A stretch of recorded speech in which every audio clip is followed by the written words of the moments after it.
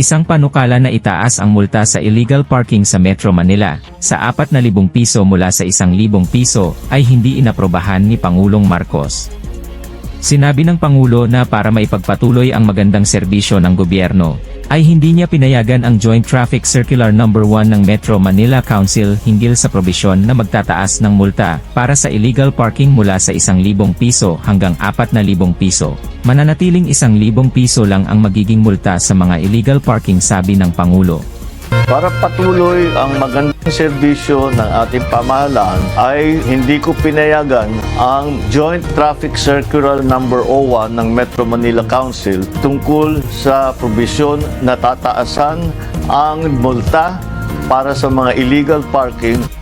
Ang mga problema sa trapiko ay malulutas kung susundin ng mga Pilipino ang mga patakaran sa trapiko, dagdag niya.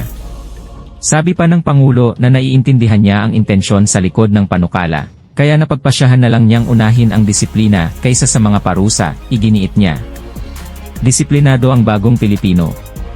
Sa pamamagitan ng pagtutok sa individual na responsibilidad ay makakagawa tayo ng pangmatagalang solusyon sa ating hamon sa trapiko, dagdag niya. While I understand the intention behind the proposal, I have decided to prioritize discipline over penalties.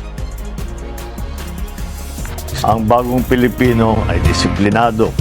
By focusing on individual responsibility, we can create long-lasting solutions to our traffic challenge. Sinabi ng Metropolitan Manila Development Authority, MMDA, na susundin nito ang direktiba ni Marcos na isang tabi ang pagpapatupad ng mas mataas na parusa para sa illegal parking.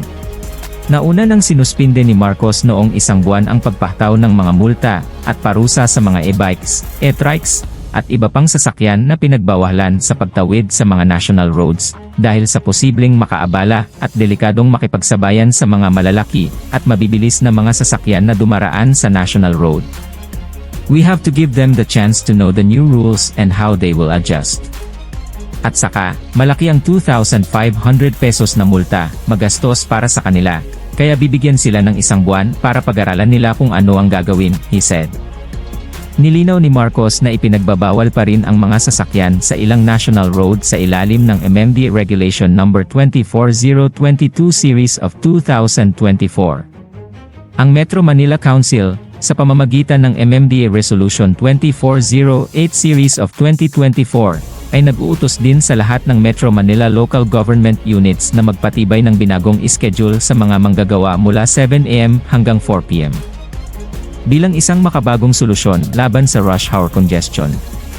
Nanawagan si Marcos para sa isang komprehensibong solusyon sa problema ng trapiko sa bansa. Ang Metro Manila Council, ang policy-making body ng MMDA, ay binubuo ng mga mayor sa National Capital Region at MMD chairman. Sinang-ayunan naman ng ilang mga senador ang naging desisyon ng Pangulo.